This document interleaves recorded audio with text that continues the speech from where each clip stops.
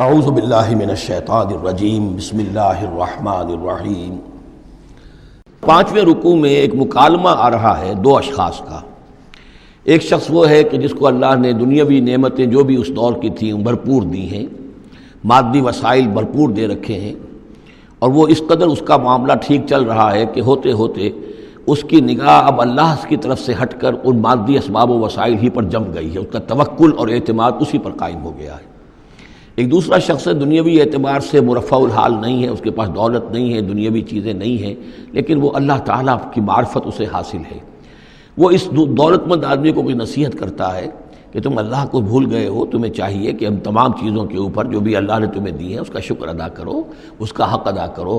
لیکن اس نے اپنے گھمنڈ میں آ کر اسے بہت تلخ جواب دیا کہ میرے پاس یہ سب کچھ ہے، تو گویا کہ میں اللہ تعالیٰ کا لاڈلا ہوں، چہیتا ہوں، تم جوتیاں پٹخار رہے ہو، تمہارے پاس کچھ نہیں ہے، تمہاری کوئی حیثیت نہیں ہے، تمہاری حیثیت ہی نہیں ہے کہ مجھے تم واعظ بھی کہو۔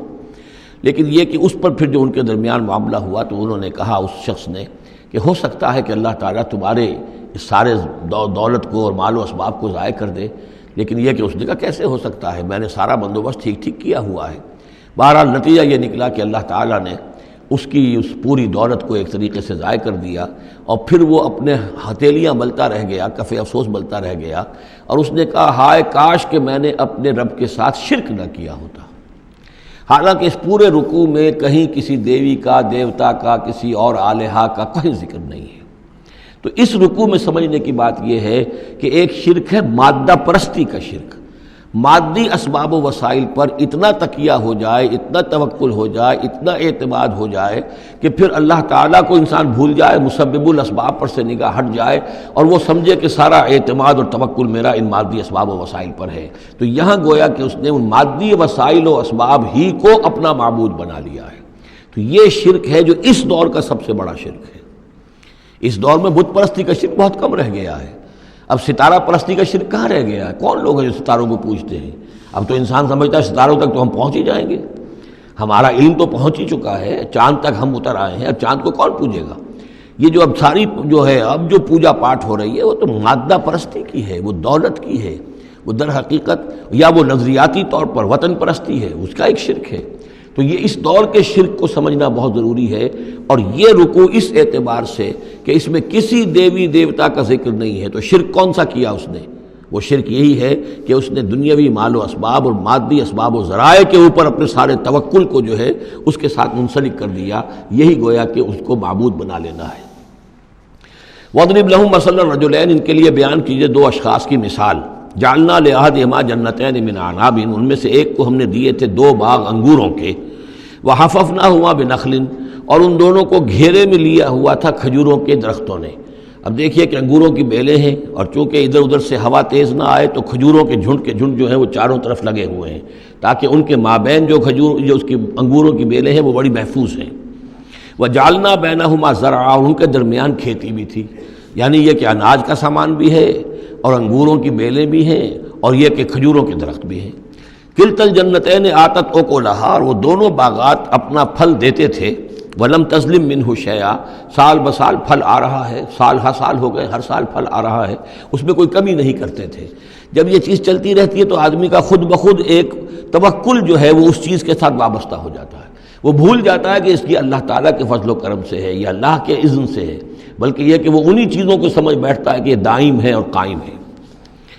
وَفَجَّرْنَا خِلَالَهُمَا نَهْرًا، اور ہم نے ان کے مابین ایک نہر بھی نکال دی تھی، آب پاشی کا بھی پورا نظام موجود ہے۔ وَكَانَ لَهُ ثَمَرٌ، اور اس کے میوے بھی تھے، یعنی یہ بھی تھا کہ باغ جو ہے پھلا ہوا اس وقت، انگور بھی ہیں اور کھجور بھی جو ہے درخت جو ہیں لدے ہوئے ہیں۔ اور ایک اس کا مفہوم یہ بھی ہے میرے نزدیک جو زیادہ راجح ہے کہ اس کو اولاد بھی اللہ نے خوب دی تھی۔ جیسے درختوں پر پھل لگتا ہے تو انسان کے لیے اس کی اولاد جو ہے اس کے پھل کی حیثیت رکھتی ہے، تو گویا کہ اس کو اولاد بھی ملی تھی۔ فقال لصاحبہ وہو یحاورہ، تو کہا اس نے اپنے ساتھی سے، ان سے وہ گفتگو کر رہے تھے، آپس میں گفتگو کر رہا، انا اکثر منک مالا واعز نفرا، میں تم سے کہیں بڑھ کر ہوں مال میں اور نفری میں۔ اب یہ نفری کے حوالے سے میں نے کہا نہ لہو ثمر، اس کے بیٹے بھی تھے، اولاد بھی تھی، تو اس کے حوالے سے وہ نفری کی بات بھی کر رہا ہے، میرے بازو بھی بہت ہیں۔ وَدَخَلَ جَنَّتَهُ، اور وہ داخل ہوا اپنے باغ میں، وَهُوَ ظَالِمٌ لِنَفْسِهِ، اور وہ اپنے جان پر ظلم کر رہا تھا، یعنی اسی گمراہی کے اندر مبتلا تھا. قال ما اظن ان تبید هذه ابدا، انہوں نے کہا میں نہیں سمجھتا کہ یہ باغ بھی کبھی اجڑ سکتا ہے. کیا مجھے دھمکا رہے ہو کہ اللہ تعالیٰ جو ہے کہیں تم میری یہ دولت سلب نہ کر لے؟ دیکھو میں نے کھجوریں کس حساب سے یہاں پر لگائی ہیں کہ کوئی اگر آئے بھی، کوئی باد سرسر آئے یا کوئی اور بھی ہوا کا تیز لو کے جھونکے آئیں تو وہ میری انگوروں کے بیلوں تک نہ پہنچے. یہ گویا کہ سینٹینلز کھڑے ہوئے ہیں، کھجور کے درخت جو ہیں وہ روک رہے ہیں. پھر میں نے یہاں پہ آب پاشی کا نظام ہے، نہر چلی ہوئی ہے. ما اظن ان تبید هذه ابدا، میں نہیں سمجھتا کہ میرا یہ باغ جو ہے کبھی یہ کہ برباد بھی ہو سکتا ہے. وما اظن الساعة قائمة، اور یہ جو تم قیامت وغیرہ کی بات کر رہے ہو، اول تو میرا گمان نہیں ہے کہ کوئی قیامت کھڑی ہونے والی ہے. وما اظن الساعة قائمة، میں نہیں سمجھتا کہ یہ قیامت ہونے والی. ہاں ڈکوسلے سے ہیں، کچھ بڑوں سے سنا تو ہے. اور یہ کہ وَلَئِن رُدِدتُّ إِلَىٰ رَبِّي، اگر مجھے لوٹا ہی دیا گیا اپنے رب کے پاس، لَأَجِدَنَّ خَيْرًا مِّنْهَا مُنْقَلَبًا، تو مجھے وہاں لازماً ملے گا بہت بہتر لوٹ کر. اب اس کے اندر ایک فلسفہ ہے ان کا کہ جب اللہ نے مجھے یہاں دیا، اللہ کے وہ منکر نہیں تھے، اللہ نے مجھے یہاں دیا ہے تو اس کا مطلب یہ کہ میں چہیتا ہوں، لاڈلا ہوں، یا اللہ نے مجھے کچھ صلاحیتیں دی ہیں، میں نے بڑی عمدہ پلاننگ کر کے باغ بنائے ہیں، سارا اس کا بندوبست کیا ہے. تو یہ میری جو صلاحیت ہے، یہ اللہ کی دی ہوئی جو میرے اندر ہے، یہ جو خیر ہے، یہ کہاں چلا جائے گا؟ آخرت میں بھی مجھے پھر ملے گا اور اس سے بہتر ملے گا. اور تم جیسے یہاں جوتیاں پٹخار رہے ہو ایسے ہی وہاں پٹخارو گے. وَلَئِن رُدِدتُّ إِلَىٰ رَبِّي، اگر بالفرض ہو ہی گیا ایسا، لوٹا ہی دیا گیا میں اپنے رب کی طرف، لَأَجِدَنَّ خَيْرًا مِّنْهَا مُنْقَلَبًا، تو اس سے بھی بہتر مجھے وہاں پر ملے گا. قَالَ لَهُ صَاحِبُهُ، اب اس اللہ کے بندے نے جو نیک بندہ تھا کہا اس سے، اس کے ساتھی نے، وَهُوَ يُحَاوِرُهُ، اور ان سے گفتگو کر رہا تھا، أَكَفَرْتَ بِالَّذِي خَلَقَكَ مِن تُرَابٍ، کیا تو نے کفر کیا اس ہستی کا جس نے تجھے مٹی سے بنایا، ثم من نطفہ، پھر پانی کی گندے پانی کی بوند سے بنایا، ثم سواک رجلا، پھر تجھے ایک پورا انسان بنا کر کھڑا کر دیا. اب یہاں اور تجھے کفر کون سا کیا؟ یعنی یہ کہ وہ رب مان رہا ہے اللہ کو، اور رب کے ساتھ اس نے کسی اور کا ذکر نہیں کیا ہے. مطلب یہ کہ آخرت کا انکار در حقیقت اللہ کا انکار ہے. اگر تم آخرت کے بارے میں جو کہہ رہے ہو کہ نہیں میں نہیں سمجھتا کہ یہ کوئی ہونے والی بات ہے، تو چاہے تم اللہ کو اقرار کر رہے ہو لیکن حقیقت میں اگر آخرت کو نہیں مانتے تو گویا کہ اللہ کا انکار ہے. لَٰكِنَّ هُوَ اللَّهُ رَبِّي، لیکن جہاں تک میرا معاملہ ہے میں نے تو اللہ کو اپنا رب مانا ہوا ہے، وہی میرا مالک ہے، آقا ہے. وَلَا أُشْرِكُ بِرَبِّي أَحَدًا، اور میں اپنے رب کے ساتھ کسی کو شریک نہیں ٹھہراتا. وَلَوْلَا إِذْ دَخَلْتَ جَنَّتَكَ قُلْتَ مَا شَاءَ اللَّهُ، اور کیوں نہ ایسا ہوا کہ اللہ کے بندے جب تو اپنے باغ میں داخل ہوا، تو نے باغ دیکھا پھلا ہوا ہے، ہرا بھرا ہے، ہر طرف منظر جو ہے بڑا دل خوشکن منظر ہے، تو کہتا ما شاء اللہ. یہ پھر وہی مجلسی کلمہ آ گیا جس میں توحید کوٹ کوٹ کر بھری ہوئی ہے. ما شاء اللہ، یہ جو اللہ نے چاہا، جو اللہ نے چاہا، یہ سب اس کے فضل و کرم سے ہے. لا قوت الا باللہ، کوئی طاقت نہیں ہے اللہ کے سوا. اگر اللہ کی طرف سے یہ بات نہ ہوتی تو میرے اندر کوئی صلاحیت نہیں تھی. اللہ ہی کی ہے در حقیقت، یہ دین ہے اسی کی عطا ہے. ان ترن انا اقل منک مالا و ولدا، اگر تم دیکھ رہے ہو کہ میں تم سے کم ہوں مال میں بھی اور اولاد میں بھی، فعسى ربی ان یؤتینی خیرا من جنتک، تو مجھے تو اپنے رب کے بارے میں یہ یقین ہے کہ وہ جب چاہے مجھے تیرے باغ سے بہتر باغ دے سکتا ہے. وَيُرْسِلَ عَلَيْهَا حُسْبَانًا، اور تیرے باغ کے اوپر وہ کوئی اوپر سے کوئی لو کا جھونکا ایسا بھیج سکتا ہے، من السماء، آسمان سے، فَتُصْبِحَ صَعِيدًا زَلَقًا، کہ یہ پورا باغ جو ہے یہ جو ایک ایسا چٹیل میدان ہو کر رہ جائے کہ یہاں کوئی درخت رہے نہ بیلے رہے. معلوم ہوا کہ ہر چیز جب آنکھ کھلی گل کی تو موسم تھا خزاں کا، یہ ہو سکتا ہے، عین ممکن ہے.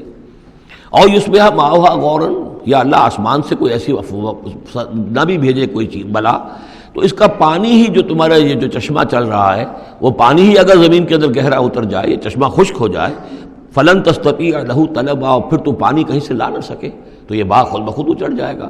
یہ سارے امکانات ہیں.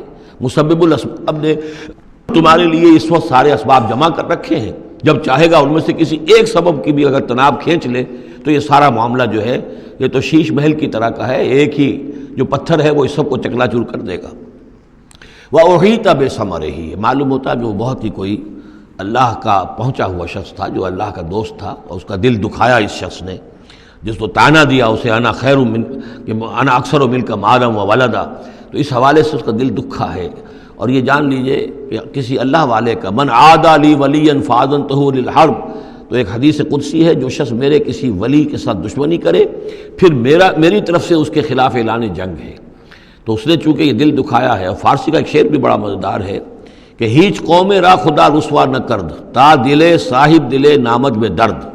کسی صاحب دل کے دل کو ٹھیس لگتی ہے، درد اس کے اندر پیدا ہو جاتا ہے، صاحب دل ہو، اللہ کی محبت اس کے دل میں ہو اور اسے ٹھیس پہنچے، تو تا دلے صاحب دلے نامت میں درد، ہیچ قوم را خدا رسوا نہ کر۔ قومیں بڑی رسوا ہو جاتی ہیں کسی ایک اللہ والے کی کہ دل جو ہے اس کی دل کو اگر تکلیف پہنچے تو وَأُحِيطَ بِثَمَرِهِ، اس کا سارا ثمر سمیٹ لیا گیا، اللہ تعالیٰ نے جو کچھ اس کو دیا تھا وہ سلب کر لیا، باغ بھی ختم ہوا، اولاد بھی ختم ہوئی۔ فَأَصْبَحَ يُقَلِّبُ كَفَّيْهِ عَلَىٰ مَا أَنفَقَ فِيهَا، تو وہ رہ گیا اپنے ہاتھوں کو ملتا ہوا، اپنی ہتھیلیوں کو ملتا ہوا، جسے ہم کہتے ہیں کفِ افسوس ملنا۔ یقلب کفیہ علی ما انفق فیہا، جو کچھ اس نے خرچ کیا تھا، انویسٹ کیا تھا، محنت کی تھی، کتنا عرصہ لگا تھا اس باغ کے پلاننگ میں، باغ کو اس نے لگایا تھا، کہاں کہاں سے پودے لایا ہوگا، ما انفق فیہا وہی خاویۃ علی عروشہا، اور وہ باغ جو ہے گرا پڑا ہوا تھا اپنی چھتریاں کے اوپر، کیونکہ جو انگور کی بیلیں ہوتی ہیں وہ ٹٹیاں ہوتی ہیں، چھتریاں ہوتی ہیں، وہ سب اوندھی پڑی ہیں۔ وَيَقُولُ يَا لَيْتَنِي لَمْ أُشْرِكْ بِرَبِّي أَحَدًا، اور اس وقت وہ کہہ رہا تھا ہائے میری شامت، کیا کاش کہ میں نے اپنے رب کے ساتھ شرک نہ کیا ہوتا۔ اب یہ کون سا شرک ہے؟ اس پوری اس گفتگو کے اندر کہیں کسی دیوی کا، دیوتا کا، کسی کا ذکر نہیں ہے، کسی کی شفاعت کا ذکر نہیں ہے۔ یہ ہے ہمارا آج کا نقشہ مادہ پرستی کا، آج کی ہماری ذہنیت جو ہے پوری کی پوری اس رکوع کے اندر موجود ہے۔ وَلَمْ تَكُنْ لَهُ فِئَةٌ يَنْصُرُونَهُ، اور نہ ہوئی پھر اس کی کوئی جماعت، کوئی اس کی فوج ہوتی جو اس کی مدد کرتی من دون اللہ، اللہ کے مقابلے میں۔ وَمَا كَانَ مُنْتَصِرًا، اور نہ ہی وہ اس قابل تھا کہ کسی سے انتقام لے۔ کس سے انتقام لے؟ سارا فیصلہ تو اللہ کی طرف سے ہوا ہے۔ هُنَالِكَ الْوَلَایَةُ لِلَّهِ الْحَقِّ، یہاں تو حکومت اور اختیار کل کا کل اللہ ہی کے لیے ہے، سچے اللہ کے لیے جو الحق ہے۔ یہ ولایا ہے واو کے زبر کے ساتھ۔ والی کہتے ہیں حاکم کو، مالک کو والی، والی سے ولایا بنتا ہے۔ ولی کہتے ہیں دوست، پشت پناہ، اور اس سے ولایا بنتا ہے، ولایت باہمی۔ اللہ ولی الذین آمنوا یخرجہم من الظلمات الی النور، اور الا ان اولیاء اللہ لا خوف علیہم ولا هم یحزنون، یہ ولایت ہے واو کے زیر کے ساتھ۔ اور والی ہونا کسی کا، فلاں ملک کا والی فلاں تھا، یعنی وہاں کا حکمران تھا، بادشاہ تھا، تو یہاں کی بادشاہی، یہاں کا اختیار، هنالک الولایۃ للہ الحق، کل ولایت اللہ ہی کے حق میں ہے۔ ہوا خیر ثوابا و خیر عقبا، یقیناً وہی بہتر ہے انعام دینے والا، اور وہی بہتر ہے نتیجے کے اعتبار سے، عاقبت کے اعتبار سے۔ صدق اللہ العظیم۔